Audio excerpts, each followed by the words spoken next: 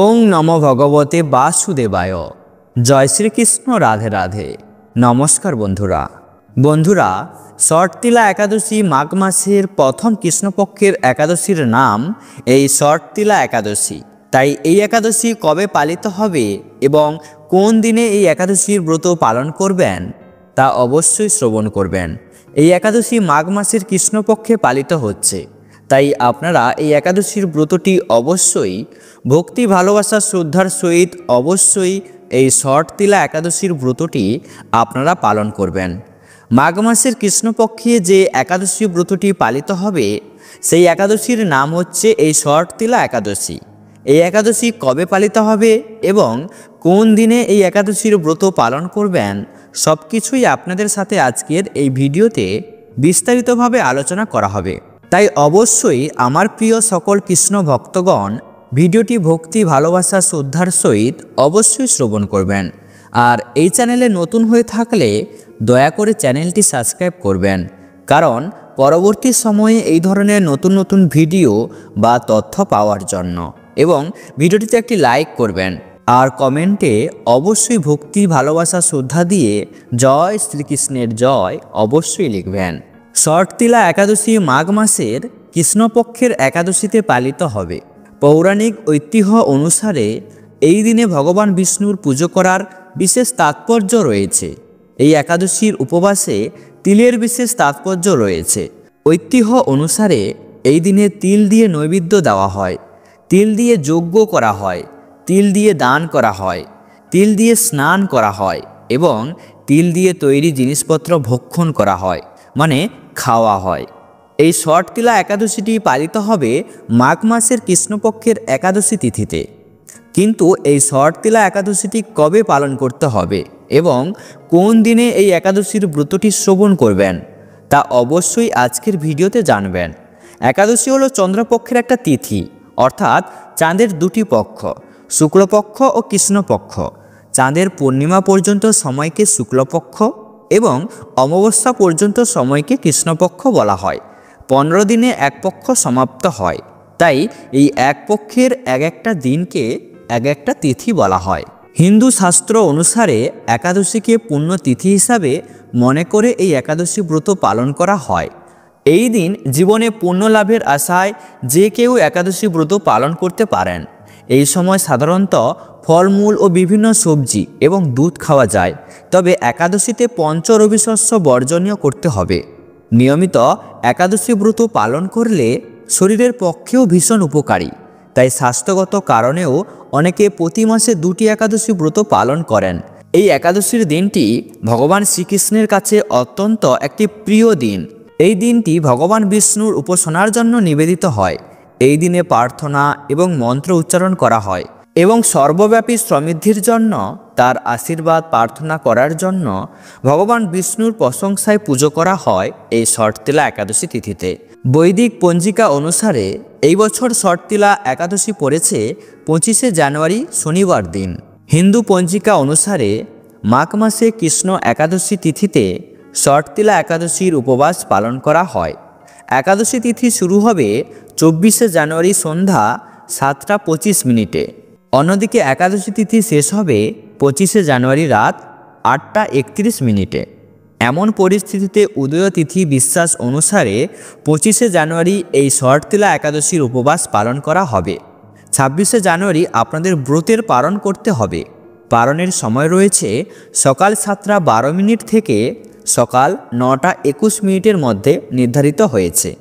অবশ্যই আপনারা এই দিনে এই সময়ে এই পালন কার্যটি শেষ করবেন। আর আপনাদের ষটতিলা একাদশীটি পালন করতে হবে অবশ্যই 25শে জানুয়ারি শনিবার, আর পালন করতে হবে তার পরের দিন 26শে জানুয়ারি রবিবার।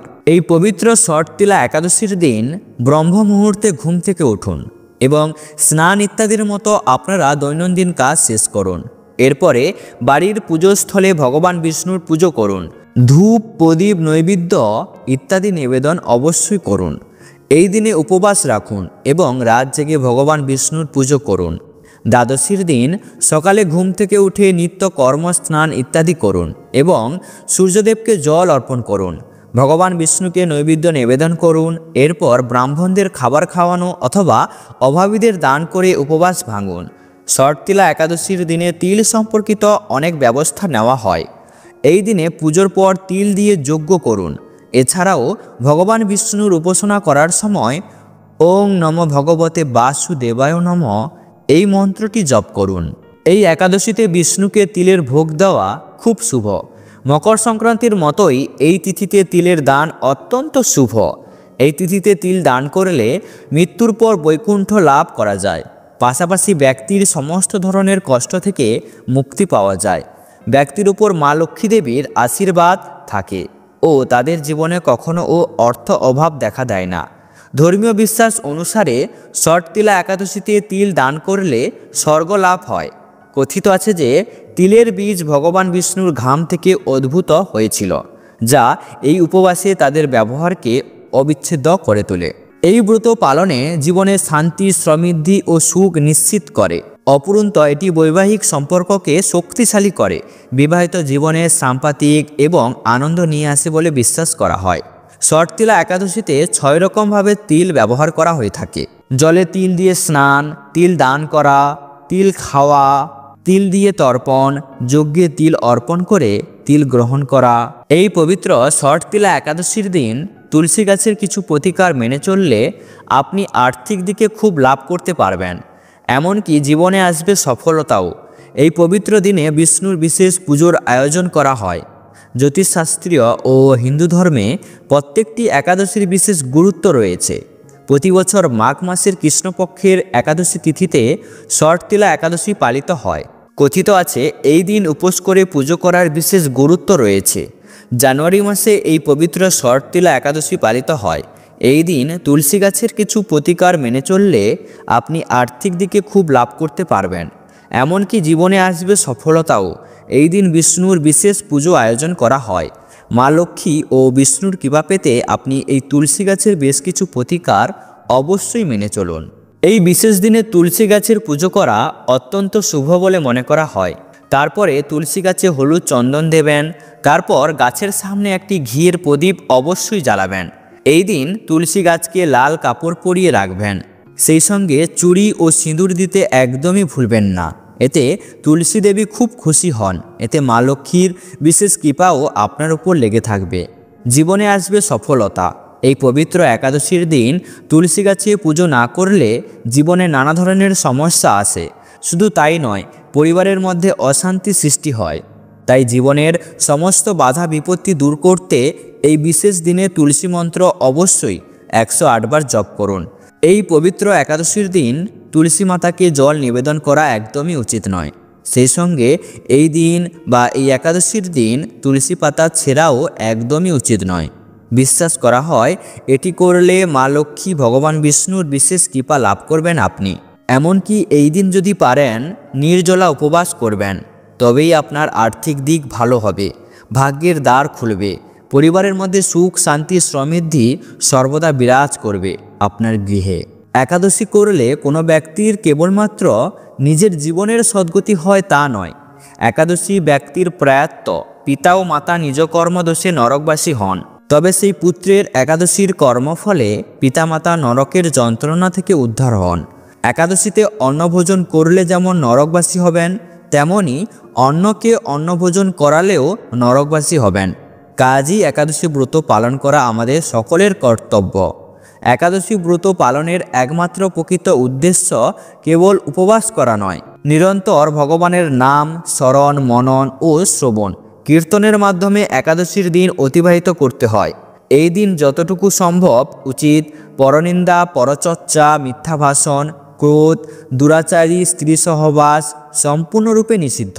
একাদশীর দশমীতে একহার, একাদশীতে নিরাহার ও দ্বাদশীতে একহার করতে হয়। তবে তা পালন করতে অসমর্থ হলে শুধুমাত্র একাদশীতে অনাহার করতে হবে। যদিও তা পালন করতে অসমর্থ হন, তাহলে একাদশীতে অবশ্যই পঞ্চরবিশস্য বর্জন করবেন। ফলমূল ইত্যাদি গ্রহণ করতে পারেন, কিন্তু পঞ্চরবিশস্য একদমই বর্জন করবেন।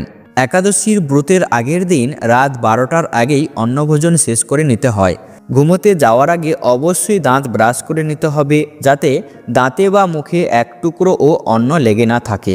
এই দিন ব্রহ্ম মুহূর্তে শয্যা ত্যাগ করে শুচিশুদ্ধ হয়ে ভগবান শ্রীকৃষ্ণের মঙ্গল আরতিতে অংশগ্রহণ করতে হয় এবং শ্রীকৃষ্ণের পাদপদ্মে প্রার্থনা করতে হয় যে, হে শ্রীকৃষ্ণ, আজ যেন এই মঙ্গলময়ী শর্তিলা একাদশী সুন্দরভাবে পালন করতে পারি, আপনি আমাকে কৃপা করুন। একাদশীতে শরীর ও মাথাতে সুগন্ধি সাবান, তেল, শ্যাম্পু ইত্যাদি ব্যবহার করা সম্পূর্ণরূপে নিষিদ্ধ। এছাড়া একাদশীতে পরনিন্দা, পরচর্চা, মিথ্যা ভাষণ, ক্রোধ, দিবানিদ্রা, সাংসারিক ঝামেলা অতি অবশ্যই বর্জনীয়। এই দিন গঙ্গা আদি তীর্থে স্নান করতে হয়। মন্দির মার্জন, শ্রীহরির পূজা অর্চনা, গীতাপাঠ, আলোচনায় বেশি করে সময় অতিবাহিত করতে হয়। এই একাদশী তিথিতে শ্রীকৃষ্ণের লীলা স্মরণ এবং তার দিব্য নাম শ্রবণ করাই হচ্ছে সর্বোত্তম। সকল কৃষ্ণ ভক্তরা এই একাদশীতে 25 মালা বা যথেষ্ট সময় পেলে আরও বেশি জপ করার নির্দেশ দিয়েছেন, তবেই আপনি এই একাদশীর মহা আনন্দ অনুভব করবেন। এই একাদশীর দিন সকল প্রকার ক্ষৌরকর্ম সম্পূর্ণভাবে নিষিদ্ধ, যেমন দাড়ি গোঁফ কাটা, চুল নখ ইত্যাদি কাটা সম্পূর্ণভাবে নিষিদ্ধ। একাদশীর সময়কালে সবজি কাটা থেকে সতর্ক থাকতে হবে, যেন কোথাও কেটে না যায়। একাদশীতে রক্তক্ষরণ বর্জনীয়। একাদশী ব্রত পালনে ধর্ম, অর্থ, কাম, মোক্ষ আদি বহু অনাদিত্য ফলের উল্লেখ শাস্ত্রে থাকলেও শ্রীহরির ভক্তি বা কৃষ্ণ প্রেম লাভই এই ব্রত পালনের মুখ্য উদ্দেশ্য। সকল কৃষ্ণ ভক্তগণ শ্রীহরির সন্তোষ বিধানের জন্যই এই ব্রত পালন করেন। একাদশীর দিন নির্জলা ও নিরাহার থেকে একাদশী পালন করতে একান্ত অপরাগ হলে জলসহ কিছু সবজি, ফলমূল গ্রহণ করতে পারেন। নির্জলা উপবাস সূক্ষ্ম উপবাস নামে পরিচিত, যেমন আলু, মিষ্টি আলু, কুমড়ো, চাল কুমড়ো, পেঁপে, টমাটম, ফুলকপি, বাঁধাকপি, ক্যাপসিকাম ইত্যাদি সবজি ঘি, সূর্যমুখী তেল অথবা বাদাম তেলে রান্না করে ভগবানকে উৎসর্গ করে আহার করতে পারবেন। কাঁচা হলুদ অথবা ঘরে বানানো গুঁড়ো হলুদ, মরিচ, সৈদ্ধম লবণ ব্যবহার করবেন। এছাড়াও অন্যান্য অপরিহার্য, যেমন দুধ, দই, কলা, আপেল, আঙ্গুর, আনারস, আখ, তরমুজ, বেল, নারকেল, আলু, বাদাম, লেবুর শরবত ইত্যাদি ফলমূল খাওয়া যায়।